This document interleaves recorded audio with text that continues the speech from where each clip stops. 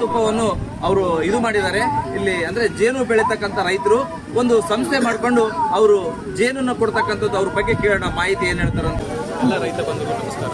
ನಮ್ಮ ಹೆಸರು ಸಚಿನ್ ಅಂತ.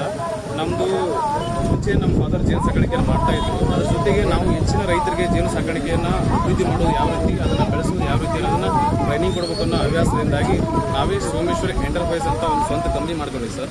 ಆಲ್ ಓವರ್ ಕರ್ನಾಟಕ ಗೌರ್ಮೆಂಟ್ ದರದಲ್ಲಿ, ಸಬ್ಸಿಡಿ ದರದಲ್ಲಿ ರೈತರಿಗೆ ಜೇನು ಪೆಟ್ಟಿಗೆ, ಬಾಕ್ಸಸ್ಸು, ಹುಳ ಸ್ಟ್ಯಾಂಡು, ಅದರ ಜೊತೆಗೆ ಫ್ರೀಯಾಗಿ ಟ್ರೈನಿಂಗ್ಗಳನ್ನ ಕೊಡ್ತಾ ಇದ್ವಿ.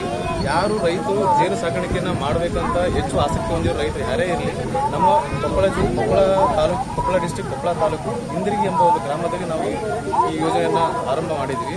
ಇಂಟ್ರೆಸ್ಟ್ ರೈತರು ಯಾರೇ ಇದ್ದರೂ ನಮ್ಮ ಇಂದ್ರಿಗಿ ಪ್ಲೇಸ್ಗೆ ಆಗಮಿಸಿ ಜೇನಿನ ಸಂಪೂರ್ಣ ಮಾಹಿತಿಯನ್ನು ಪಡ್ಕೊಂಡು ಅವರು ಸಹ ಜೇನು ಸಾಕಾಣಿಕೆಯಲ್ಲಿ ಮುಂದೆ ಒಂದು ದಿನ ಒಳ್ಳೆಯ ಮಟ್ಟದಲ್ಲಿ ಬೆಳಿಬೇಕು. ಹೆಚ್ಚಿನ ಪರಾಗಸ್ಪರ್ಶದಿಂದ ಜೇನು ಸಾಕಾಣಿಕೆ ಅಭಿವೃದ್ಧಿ ಹೊಂದಕ್ಕೆ ಮಾತ್ರ ಸಾಧ್ಯ. ಇವತ್ತಿನ ದಿನಮಾನದಲ್ಲಿ ಏನಾಗ್ತಿದೆ ಅಂದರೆ ರೈತರು ಜೇನುಹುಳ ಕಡಿತವನ್ನೋಸ್ಕರ ಏನು ಮಾಡ್ತಿದ್ದಾರೆ ಸರ್, ಬೆಂಕಿ ಹಚ್ಚಿ ಹುಳಗಳನ್ನು ನಾಶ ಮಾಡ್ತಾ ಇದ್ದಾರೆ.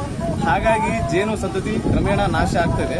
ಹಾಗಾಗಿ ನಾವು ಏನು ಮಾಡ್ತಾ ಇದ್ದೀವಿ, ಜೇನಿನ ನಾಶ ಆದರೆ ಆಲ್ಬರ್ಟ್ ಐನ್ಸ್ಟೀನ್ ಎಂಬ ವಿಜ್ಞಾನಿ ಹೇಳಿದಾನೆ ಸರ್, ಯಾವಾಗ ಜೇನುಹುಳ ಸಂತತಿ ನಾಶ ಆಗುತ್ತಲ್ಲ ಆವಾಗ ಮನುಕುಲ ನಾಶ ಅಂತ ಹೇಳಿದ್ದಾರೆ. ಹಾಗಾಗಿ ಜೇನುಹುಳು ನಾಶ ಆಗದ ರೀತಿಯಲ್ಲಿ ಜೇನುಹುಳನ್ನು ಅಭಿವೃದ್ಧಿ ಮಾಡಬೇಕನ್ನೋ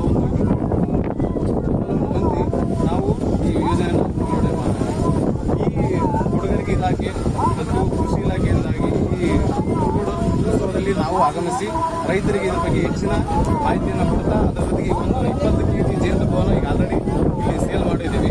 ಈ ತೋಟಗಾರಿಕೆ ಇಲಾಖೆ ಮತ್ತು ಕೃಷಿ ಇಲಾಖೆ ಎಲ್ಲ ಇಲಾಖೆಗಳೇ ನಮ್ಮ